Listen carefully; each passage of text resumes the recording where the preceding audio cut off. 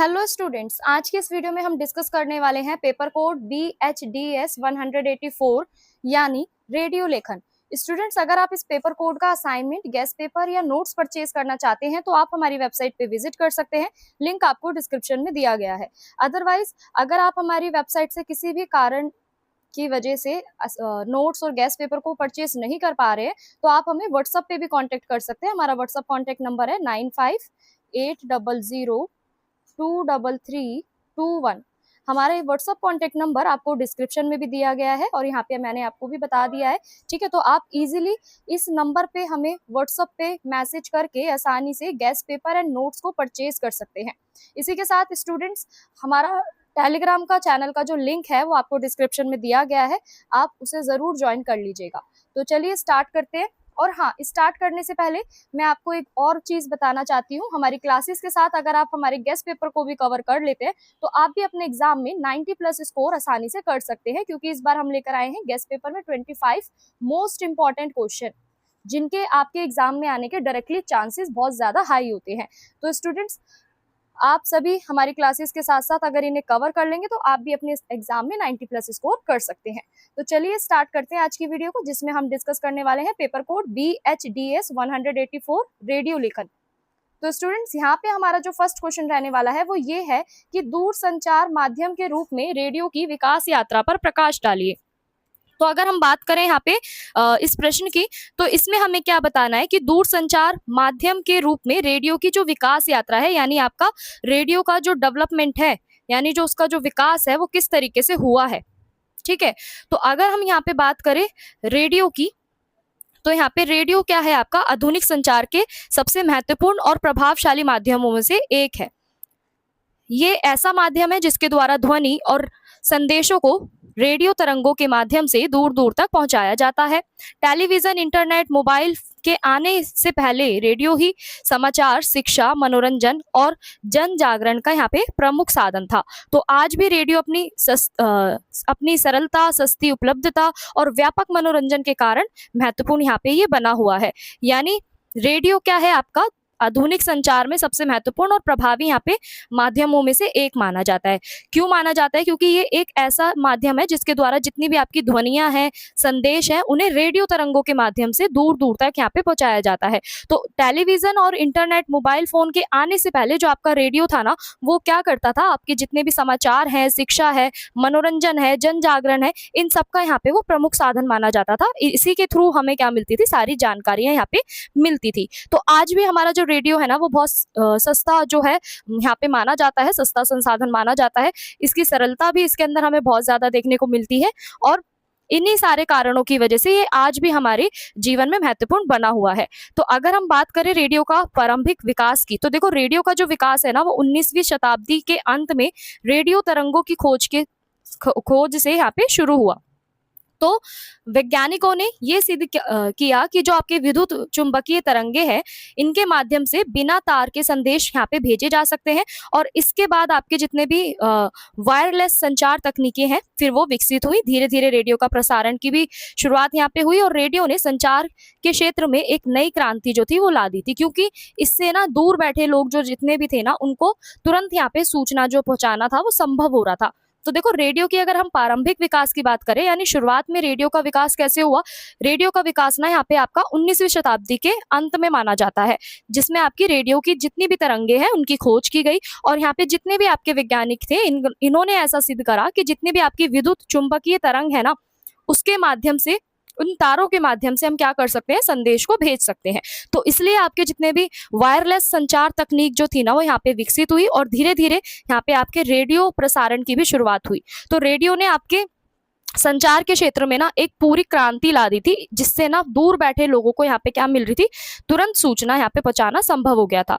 वहीं बात करें रेडियो में, भारत में रेडियो का आगमन कैसे हुआ, यानी भारत के अंदर जो रेडियो था ये कैसे प्रचलित हुआ। तो देखो भारत में ना रेडियो प्रसारण का सबसे पहला प्रयास वर्ष 1921 में किया गया। इसके बाद 1923 में बॉम्बे रेडियो क्लब ने नियमित यहाँ पे प्रसारण आपका शुरू किया। वर्ष 1927 में इंडियन ब्रॉडकास्टिंग कंपनी यानी आपका IBC की स्थापना यहाँ पे की गई।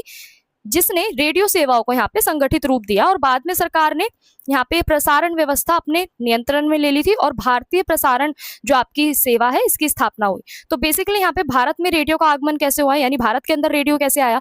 तो भारत के अंदर जो रेडियो का प्रसारण था ना, सबसे पहला जो प्रयास यहाँ पे किया गया वो वर्ष 1921 में किया गया। ठीक है, इसके बाद क्या हुआ, 1923 में यहाँ पे जो आपकी बॉम्बे रेडियो क्लब जो है ना, इसके द्वारा यहाँ पे रेडियो पे नियमित रूप से प्रसारण शुरू हो गया था। ठीक है, और फिर क्या हुआ कि 1927 में आपकी यहाँ पे इंडियन ब्रॉडकास्टिंग कंपनी की यहाँ पे स्थापना की गई, जिसने रेडियो की जितनी भी आपकी सेवाएं हैं ना उसे क्या कर दिया, एक संगठित रूप दे दिया। तो बाद में सरकार ने क्या करा, प्रसारण व्यवस्था अपने कंट्रोल में ले ली और भारतीय प्रसारण सेवा जो थी यहाँ पे उसकी स्थापना यहाँ पे उन्होंने कर दी।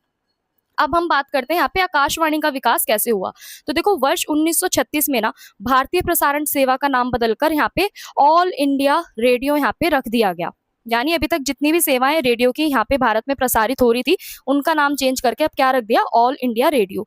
जिसके बाद क्या हुआ, जो आपकी आकाशवाणी है ना, इसके बाद इसे आकाशवाणी के नाम से भी जाना गया, इसको कहा जाने लगा आकाशवाणी के नाम से भी। ठीक है, तो यहाँ पे आकाशवाणी ने देश के विभिन्न क्षेत्रों में क्रांति के जितने भी आपके क्रांति नहीं केंद्र, जितने भी आपके केंद्र थे ना वो स्थापित करे। अनेक भाषाओं में इन्होंने कार्यक्रम को प्रसारित किया। स्वतंत्रता आंदोलन के बाद भी, या हम कह सकते हैं उसके दौरान भी, रेडियो ने अपनी महत्वपूर्ण जो भूमिका है ना वो निभाई। यानी आपका 15 अगस्त 1947 को जो भारत की जो स्वतंत्रता की जो घोषणा थी ना वो भी आपके रेडियो के माध्यम से हुई। तो यहाँ पे स्टूडेंट्स आपका 15 अगस्त 1947 में जो भारत की जो स्वतंत्रता थी ना इसकी भी जो घोषणा की गई वो रेडियो के माध्यम से पूरे देश में सुनाई गई। तो इसी तरीके से जो यहाँ पे आपका आकाशवाणी का जो विकास था रेडियो के क्षेत्र में वो हुआ। ठीक है, अब हम बात करते हैं अगले पॉइंट की। अगला पॉइंट आपका क्या है कि शिक्षा, सूचना और मनोरंजन में योगदान। यानी रेडियो का यहाँ पे शिक्षा के अंदर, सूचना के अंदर और मनोरंजन के अंदर क्या योगदान रहा है इसे समझते हैं। तो देखो भारत में रेडियो ने क्या करा, रेडियो ने शिक्षा और जन जागरण के क्षेत्र में यहाँ पे महत्वपूर्ण योगदान दिया। किसानों के लिए यहाँ पे कृषि कार्यक्रम और विद्यार्थियों के लिए यहाँ पे आपके जितने भी शैक्षिक कार्यक्रम हैं और महिलाओं और बच्चों के लिए यहाँ पे क्या किया गया, विशेष यहाँ पे आपके जितने भी प्रसारण है तथा उन्हें यहाँ पे किया गया, और तथा जितने भी आपके स्वास्थ्य संबंधी जितनी भी जानकारी है वो रेडियो के माध्यम से यहाँ पे पहुंचाई जाती थी। ठीक है, इसके अलावा जितने भी आपके समाचार है, संगीत है, नाटक है, खेल कूद है, कमेंट्री है और जितने भी आपके सांस्कृतिक कार्यक्रम है इनको भी यहाँ पे लोकप्रिय बनाया गया। तो बेसिकली अगर हम बात करें यहाँ पे आपके शिक्षा और सूचना और मनोरंजन में योगदान जो था रेडियो का वो हमें बहुत ज्यादा यहाँ पे महत्वपूर्ण देखने को मिला। इसके माध्यम से क्या हुआ कि किसानों के लिए भी अलग अलग कार्यक्रम चलाए गए और विद्यार्थियों के लिए भी अलग अलग शैक्षिक कार्यक्रम जो थे यहाँ पे चलाए गए। वही महिलाओं और बच्चों के लिए भी यहाँ पे विशेष आपके प्रसारण किए गए स्वास्थ्य संबंधित जानकारियों के संबंधित। ठीक है, यहाँ पे जितनी भी जानकारियां थी आपकी वो रेडियो के माध्यम से पहुंचाई जाती थी। इसके अलावा आपके जितनी भी न्यूज़ है, समाचार है, ठीक है, संगीत है, नाटक है, खेल कूद है, इन सब की भी जितनी भी जानकारियां हैं इनको कार्यक्रम के माध्यम से लोगों तक पहुंचाया जाता था।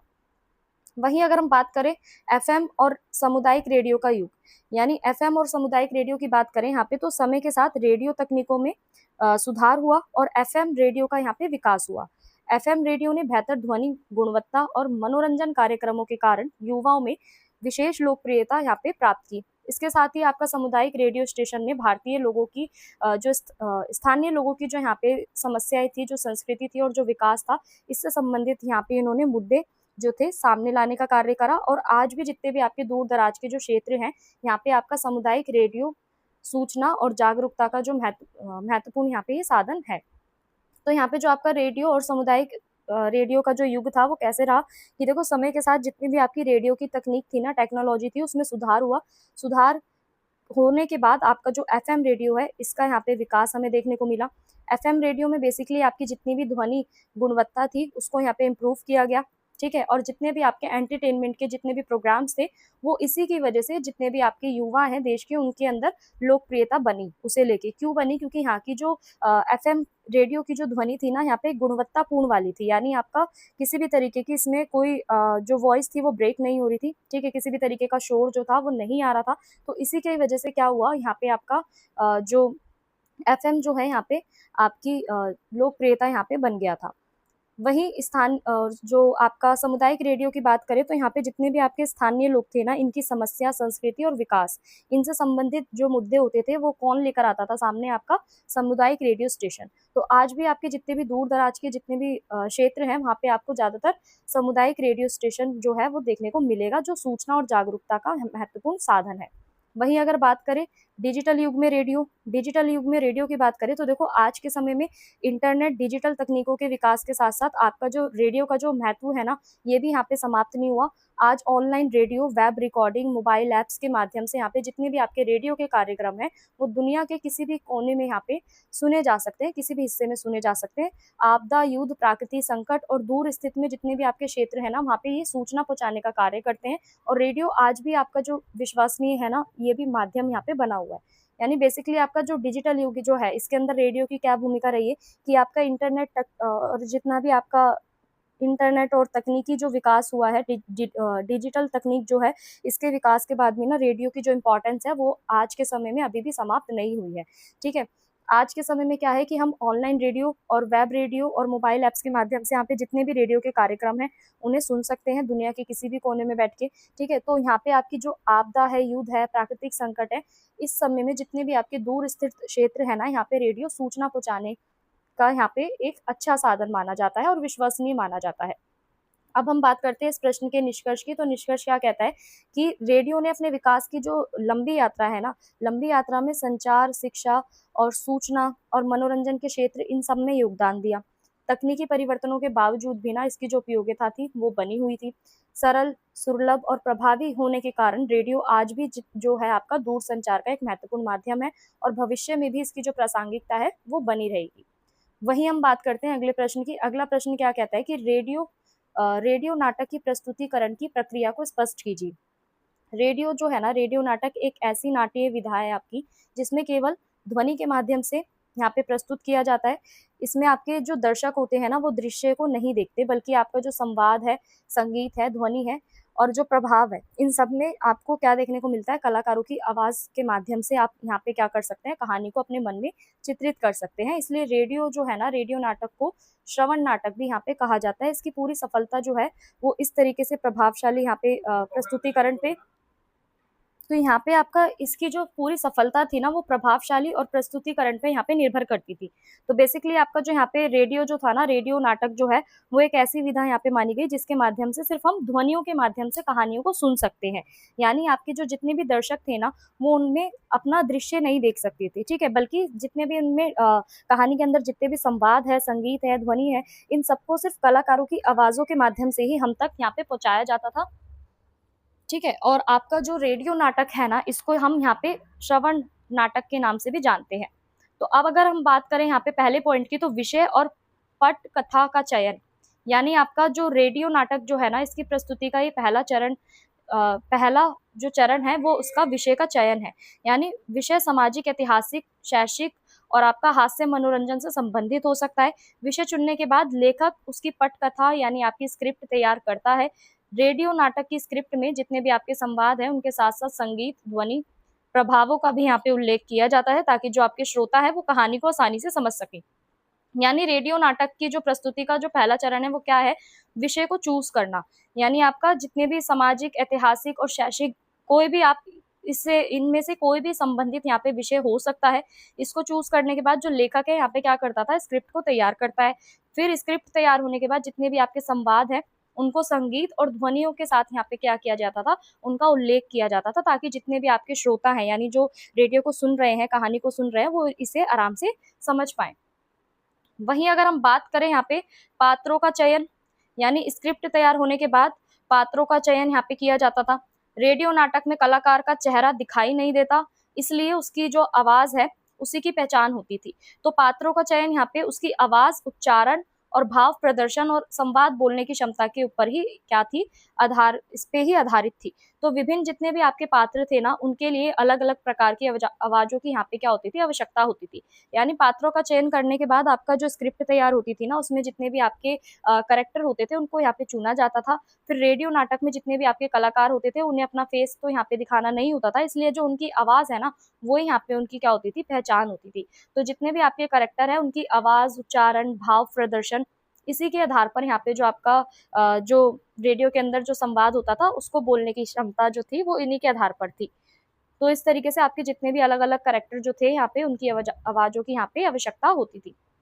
वहीं बात करें संवाद अभ्यास यानी आपका रिहर्सल, रिहर्सल की बात करें तो पात्रों के चयन के बाद जो आपकी रिहर्सल थी वो यहाँ पे कराई जाती थी। कलाकार संवादों को सही लय, गति और भाव के साथ बोलने का अभ्यास करते थे। निर्देशक उन्हें ये समझाता था कि किस परिस्थिति में कौन सा जो भाव है आपका वो व्यक्त करना है। अच्छी रिहर्सल से प्रस्तुति जो होती है आपकी अधिक प्रभावशाली बनती है। यानी इसके बाद जितने भी आपके कैरेक्टर होते थे उनको यहाँ पे चूज करने के बाद उनकी रिहर्सल कराई जाती थी। कलाकार जो है वो जितने भी उनका जो संवाद जो है, सही लय जो है, गति जो है, उनके भावों को यहाँ पे देखा जाता था, वो किस तरीके से अपने डायलॉग्स को रिप्रेजेंट कर रहे हैं, क्योंकि आपका रेडियो नाटक के अंदर जितनी भी आपकी वॉइस है, यही उनकी जो होती थी पहचान होती थी। तो निर्देशक उन्हें समझाते थे कि किस परिस्थिति में आपको कौन सा जो भाव है ना, कौन सा इमोशन जो है उसमें आपको बोलना है। तो यहाँ पे जितनी भी उनकी रिहर्सल होती थी, रिहर्सल से ही वो अपनी जो प्रस्तुति थी उसको और भी ज्यादा यहाँ पे प्रभावशाली बना सकते थे। वहीं अगर अगले पॉइंट की बात करें तो अगले पॉइंट में क्या बोला गया है कि ध्वनि प्रभावों की तैयारी, यानी आपके जो रेडियो नाटक जो है ना, इसमें जितने भी आपके ध्वनि जो है, ध्वनि प्रभाव को यहाँ पे बहुत महत्वपूर्ण माना जाता था। क्यों? क्योंकि दरवाजा खुलने की आवाज, बारिश, हवा, रेलगाड़ी, कदमों की आहट, युद्ध या बाजार की आवाजें, जैसे भी जितनी भी आपकी प्रभावी जो कहानी है ना, इसको ये क्या करते थे, ये सारी चीजें आपकी वास्तव बनाते थे, यानी एकदम रियलिटी भरी बनाते थे। यानी ध्वनियों के जो प्रभाव है ना रेडियो कहानी के अंदर, रेडियो नाटक के अंदर, वो बहुत ज्यादा था। क्यों था? यहाँ पे जितनी भी आपकी छोटी छोटी जो यहाँ पे संवाद थे, जैसे जो चीजें होती थी, यानी आपका दरवाजा खुलना, बारिश की आवाज को दिखाना, हवा दिखाना, तो इसको ना इस तरीके से यहाँ पे दिखाया जाता था कहानी के अंदर कि जो जितने भी आपके श्रोतागण है ना, वो उसको सुन के महसूस कर सके, वास्तविक वास्तविक मतलब चीजों को वो समझ सके कि सच में क्या ऐसा हो रहा है। तो यहाँ पे जितने भी आपके श्रोता थे, उनकी जो कल्पना शक्ति थी वो यहाँ पे जागृत करती थी और उन्हें घटना स्थल का भी अनुभव कराती थी। वहीं बात करें यहाँ पे आपका संगीत का उपयोग, यानी रेडियो नाटक में संगीत का उपयोग जो था ना, वो यहाँ पे आपका वातावरण बनाने और भावों को यहाँ पे व्यक्त करने और दृश्यों के परिवर्तन को दर्शाने के लिए किया जाता था। दुख, खुशी या आपका रोमांच या आपका रहस्य, जैसे भी आपके जितने भी भाव थे ना, इनको संगीत के माध्यम से इस तरीके से यहाँ पे प्रभावशाली बनाया जाता था कि जितने भी आपके संगीत श्रोता जो है उनका इंटरेस्ट बना रहे, उनकी रुचि यहाँ पे बनी रहे। तो इस तरीके से यहाँ पे आपका जितने भी संगीत है उसका उपयोग किया जाता था। वहीं बात करें अगर हम यहाँ पे अगले पॉइंट की, यानी आपका रिकॉर्डिंग की प्रक्रिया, रिकॉर्डिंग की प्रक्रिया की बात करें तो रिहर्सल के बाद ना स्टूडियो में आपकी रिकॉर्डिंग जो थी वो की जाती थी। कलाकार माइक्रोफोन के सामने अपने अपने संवाद बोलते थे, यानी अपने अपने डायलॉग बोलते थे, और साथ में इनकी जो आवश्यक जो ध्वनियां हैं, प्रभाव है और संगीत जो है, इसको भी यहाँ पे रिकॉर्ड किया जाता था। रिकॉर्डिंग के दौरान निर्देशक को पूरी यहाँ पे निगरानी यहाँ पे रखनी पड़ती थी और आवश्यकता होने पर यहाँ पे वो सुधार भी इसमें कराते थे। वहीं बात करें संपादन और प्रसारण की, तो यहाँ पे देखो रिकॉर्डिंग के बाद संपादन यहाँ पे किया जाता था, यानी जितनी भी आपकी अनावश्यक आवाजें हैं ना उसको यहाँ पे हटाया जाता था। बेसिकली अगर हम बात करें तो यहाँ पे एक तरीके से एडिटिंग भी हम बोल सकते हैं, ठीक है। तो यहाँ पे जितनी भी आपकी अनावश्यक आवाजें थी उसको हटाया जाता था, ध्वनि प्रभाव और संगीत को उचित स्थान पर यहाँ पे जोड़ा जाता था, ध्वनि की गुणवत्ता जो है उसको भी यहाँ पे सुधारी जाती थी, और संपादन जो है आपका वो पूरा होने के बाद नाटक को रेडियो स्टेशन से यहाँ पे प्रसारित किया जाता था ताकि जितने भी आपके श्रोता है उसे सुन सके। वहीं बात करें इस प्रश्न के निष्कर्ष की, तो निष्कर्ष क्या कहता है कि रेडियो नाटक की जो प्रस्तुति है वो क्या है, एक सुनियोजित प्रक्रिया है जिसमें आपका विषय चयन, स्क्रिप्ट लेखन, पात्र चयन, रिहर्सल, ध्वनि प्रभाव, संगीत, रिकॉर्डिंग और संपादन जैसे जितने भी आपके चरण है ना वो शामिल होते थे। संवाद, संगीत और आपकी जितनी भी ध्वनि प्रभाव जो है, इसके समन्वय से आपका रेडियो जो नाटक है, रेडियो नाटक श्रोताओं के मन में जीवंत जो आपका चित्र है उसको प्रस्तुत करता था। और यही कारण है कि दृश्य माध्यमों के विकास के बाद भी जो आपका रेडियो नाटक जो है वो अपनी एक विशेष पहचान यहाँ पे बनाए हुए है। अब हम बात करते हैं स्टूडेंट्स अगले पॉइंट की। अगला पॉइंट क्या कहता है कि शिक्षा के क्षेत्र में रेडियो की भूमिका और उसके महत्व को रेखांकित कीजिए, यानी रेडियो की क्या भूमिका रही है शिक्षा के क्षेत्र में, हमें वो बताना है। तो देखो, रेडियो जनसंचार का एक महत्वपूर्ण और प्रभावशाली माध्यम है। ये कम लागत, सरल तकनीक और व्यापक पहुंच के कारण शिक्षा के क्षेत्र में भी विशेष स्थान रखता है। रेडियो के माध्यम से दूर दराज के क्षेत्रों तथा सभी जितने भी आपकी शैक्षिक सामग्री है आसानी से यहाँ पे पहुंचाई जा सकती है। आज भी इंटरनेट और टेलीविजन के विकास के बावजूद जो रेडियो जो है वो शिक्षा के प्रसारण में अपनी जो भूमिका है वो महत्वपूर्ण यहाँ पे बना रहा है। तो बेसिकली आपका रेडियो क्या है, जनसंचार का एक महत्वपूर्ण और प्रभावशाली माध्यम है, और ये जो है आपकी सरल तकनीक और कम लागत वाला भी है। क्यों है? क्योंकि इसकी वजह से हम दूर दराज के क्षेत्रों में क्या कर सकते हैं, जानकारी को, सूचनाओं को पहुंचा सकते हैं, आदान प्रदान कर सकते हैं। तो आपका यहाँ पे जो शिक्षा का जो क्षेत्र है ना, शिक्षा के क्षेत्र में आपका रेडियो जो है वो दूर दराज के जितने भी क्षेत्र हैं, विशेषकर आपके जितने भी ग्रामीण क्षेत्र हैं, वहाँ पे ये आसानी से आपकी शिक्षा सामग्री और जितने भी आपकी शिक्षा का जो प्रसार है उसको कर सकता है। तो आज भी इंटरनेट, टेलीविजन के विकास होने के बाद भी जो रेडियो की जो भूमिका है ना शिक्षा के क्षेत्र में, वो बनी हुई है। वहीं अगर हम बात करें शिक्षा के क्षेत्र में रेडियो की भूमिका की, तो देखो पहला पॉइंट यहाँ पे क्या कहता है कि ज्ञान का प्रसार, यानी रेडियो विभिन्न विषयों से संबंधित शैक्षिक कार्यक्रमों को यहाँ पे प्रसारित करता है। इसके माध्यम से जो छात्र हैं यहाँ पे विज्ञान, गणित, भाषा, इतिहास, भूगोल तथा सामान्य जानकारियों की यहाँ पे सामान्य ज्ञान की जो जानकारी है ना उसे प्राप्त करते थे। इससे विद्यार्थियों का ज्ञान भी बढ़ता था। यानी आपका ज्ञान का प्रसार भी किसके द्वारा किया जा रहा था, यहाँ पे रेडियो के द्वारा।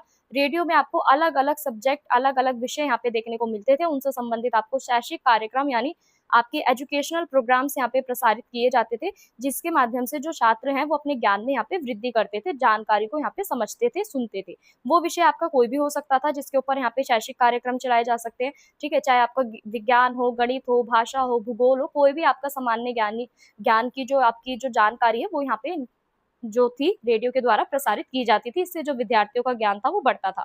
वहीं अगले पॉइंट की बात करें तो दूर स्थित शिक्षा का साधन, यानी रेडियो उन विद्यार्थियों के लिए यहाँ पे बहुत ज्यादा यूजफुल रहा है, बहुत ज्यादा उपयोगी रहा है जो स्कूल या कॉलेज नहीं जा सकते। तो दूर स्थित शिक्षा कार्यक्रमों के माध्यम से वे घर बैठ के ही अपनी शिक्षा को प्राप्त कर सकते हैं।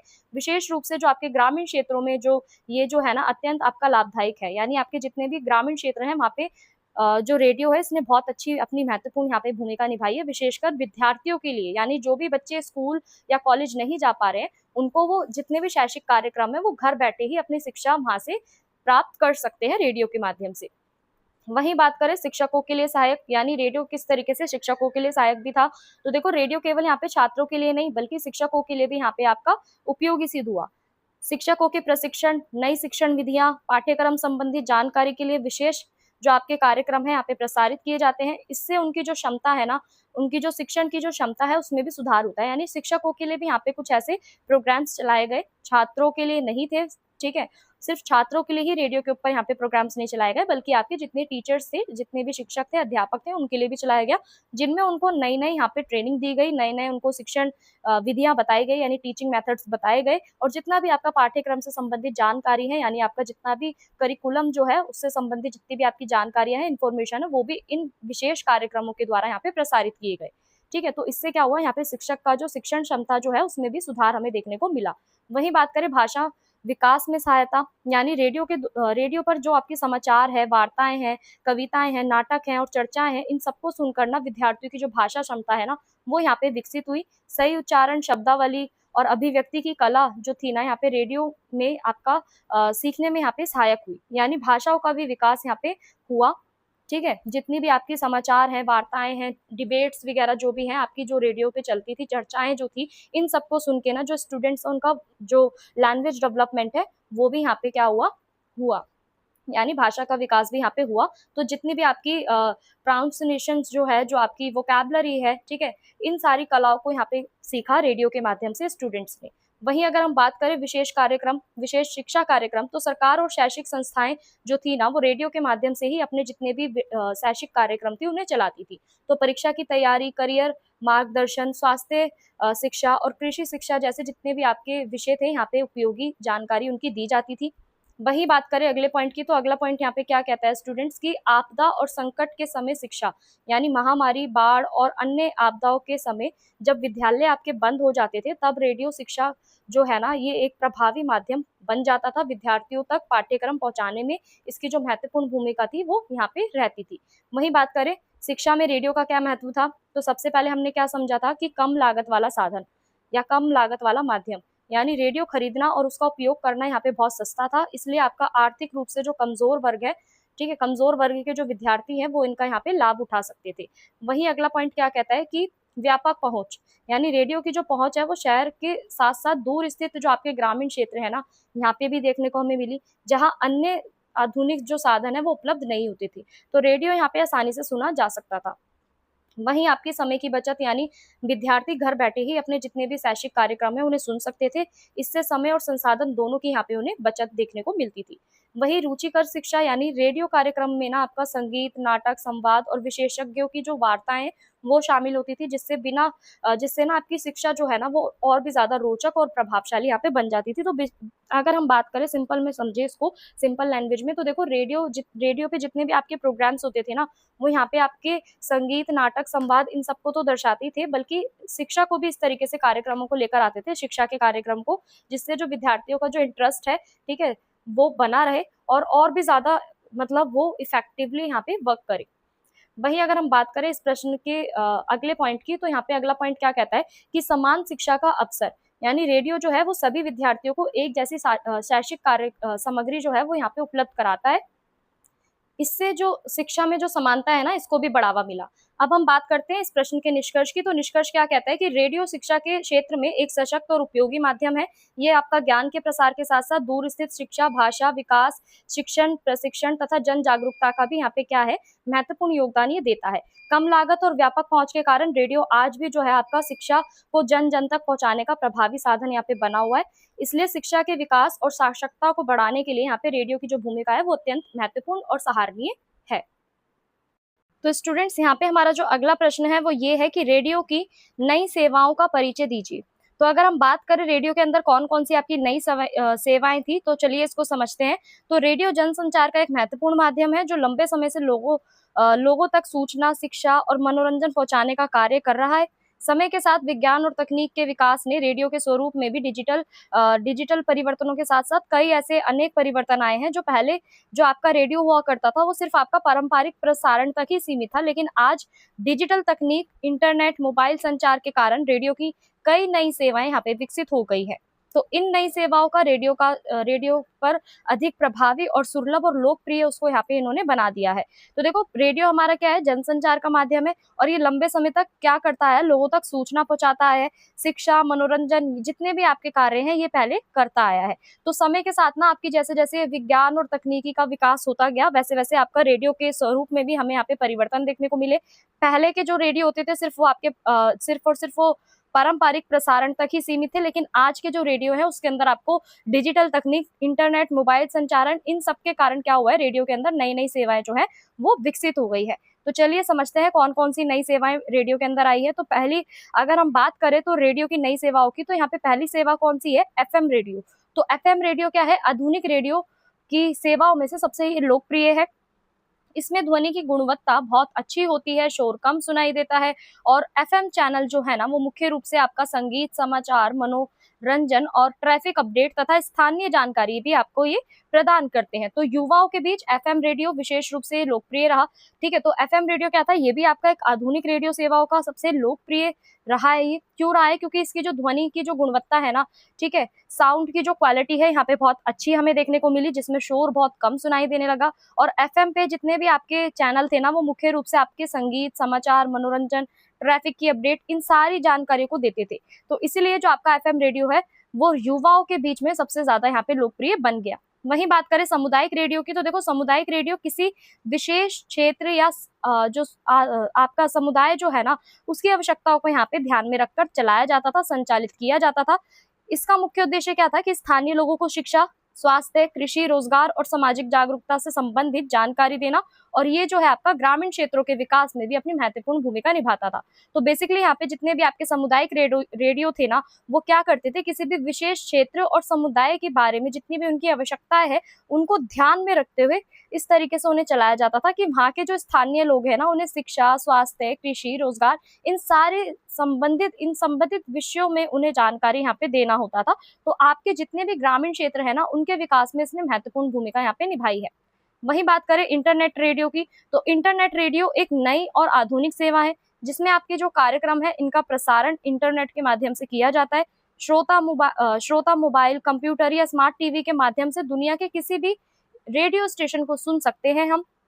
ठीक है। तो इसमें ना आपकी स्थान की कोई सीमा नहीं होती। तो इंटरनेट रेडियो क्या है आपकी, ये भी एक आधुनिक सेवा है। इसमें आपके जितने भी प्रोग्राम्स होते हैं उसे इंटरनेट के माध्यम से यहाँ पे चलाया जाता है, प्रसारण किया जाता है उनका। और श्रोता जो है ना वो मोबाइल से, कंप्यूटर से, स्मार्ट टीवी से, इन सब के माध्यम से दुनिया के किसी भी रेडियो स्टेशन को यहाँ पे आसानी से सुन सकते हैं। इसमें कोई भी आपकी स्थान की सीमा नहीं होती। वहीं अगला पॉइंट क्या है कि डिजिटल रेडियो, यानी डिजिटल रेडियो में जो आपकी ध्वनि की जो गुणवत्ता है वो पारंपरिक रेडियो से ज्यादा बेहतर होती है। इसमें आपकी स्पष्ट आवाज, अतिरिक्त जानकारी और अधिक चैनलों की भी जो सुविधाएं होती हैं वो उपलब्ध होती हैं। तो डिजिटल तकनीक के कारण जो आपका यहाँ पे प्रसारण जो है वो अधिक प्रभावशाली और आकर्षक यहाँ पे बन गया है। वही पॉडकास्ट सेवा की बात करें तो पॉडकास्ट रेडियो की एक नई सेवा है जिसमें श्रोता अपनी सुविधा के अनुसार किसी भी समय कार्यक्रम सुन सकते हैं। समाचार, शिक्षा, कहानी, साक्षात्कार और प्रेरणादायक विषयों पर ये अनेक यहाँ पे पोस्ट कार्ड जो है आपके उपलब्ध है। तो ये जो रहता है ना, ये आपका ऑन डिमांड रेडियो का भी क्या है, एक आधुनिक रूप है।